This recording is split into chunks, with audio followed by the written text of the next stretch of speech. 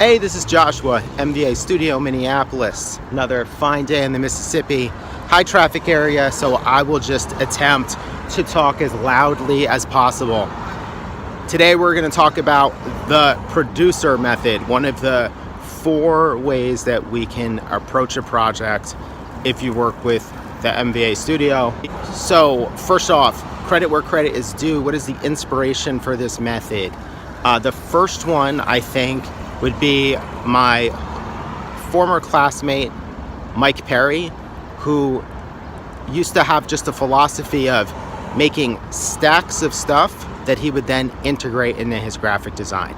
Another one would be the work of Non-Format in their exploration of kind of divergent aesthetics or styles that they then pull into one and then kind of work in a mode for a while.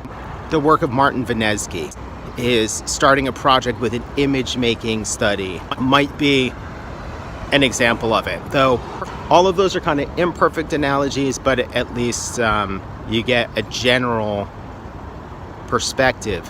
So what is a producer method? I'm going to describe it really quickly from the actual physical making, and then I'll back up a step to sort of talk about how the client plays into it.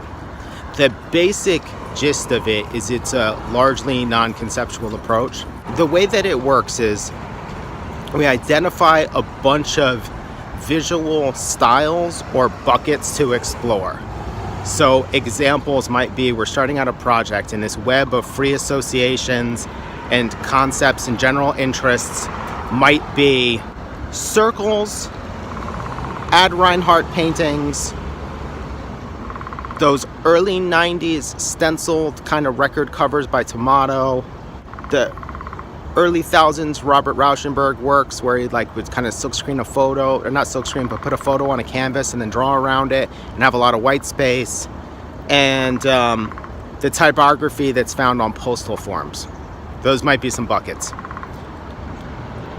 We're not saying that we're going to make a concept from that stuff, which is that's how I would have worked in the past. Instead, what we're going to do is we're going to explore the postal typography. We're going to explore that kind of construction method of the Rauschenberg stuff. We're going to explore making works that are inspired by those Ad Reinhardt paintings in some way. Oh, and then like the 90s Tomato stuff, we're going to grab some stencils and make a bunch of stuff. And who knows what else. One of the things we're going to do is if something doesn't work or we can't make it work, then that kind of takes care of our quantity over quality giant funnel thing, because we'll just get rid of that. Like if the Ad Reinhardt stuff isn't popping, cool, we're not going to do it anymore. And if we have a big enough list of references in the beginning, then we'll be able to just pull that out. So that's us, we're generating the stacks. Then what we're going to do is start assembling that stuff into versions of a deliverable. And they're probably going to range really wildly. And there might be further exploration where the layout might be guided by yet another reference or material. Sorry, my shoulder's killing me today. So we're going to make a ton of stuff, and then we're going to praise that, pick one, finish it. That part's kind of the traditional design method. I'll put a link for this in the show notes. If you check out the Josh Harmony project on our website, that's how that was generated. And I'll include a link to a video case study where we run through the process of how that worked. What problems does this address with the traditional design process? There's a couple. Let's say you have a reasonable time frame, 2 weeks or more, but you have an unreasonable budget. You do not have very much money. This method requires time for it to unfold. So what we can do is use the month that we have the project, but we don't need a month's worth of time to do all that exploring, the gestating. Some techniques are going to require planning to put it together. And then we can take all of that stuff and put it together and essentially have a healthy time frame to work on the project. The other thing it addresses is collaboration with the client. So when we've done this, what we do is our first presentation is this deck of visual styles that we're going to explore or techniques with the rationale behind why we're going to do it.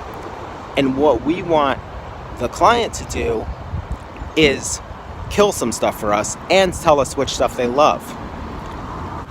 And then that way, they're helping to actively shape and mold the project. The other thing it does is it lets us collaborate without doing this thing that I think most graphic designers have done. You have a meeting with the client. You discuss a concept in that meeting that you're going to go and execute on. But when you're working, you discover it's not going to work.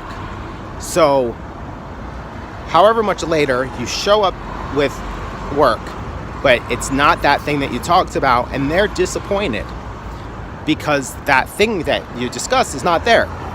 I just want to kill all that disappointment. So the thing that we set you up for is, here's stuff we're going to explore. We have no idea what it will end up looking like in the end. We have no idea which stuff will really end up in the final designs, because all of it's not going to end up in there together. But this is what we're going to explore, and you're going to actively shape it with us. And then people have ownership, and they're vested in the process, and it's a collaboration and not an annoying collaboration.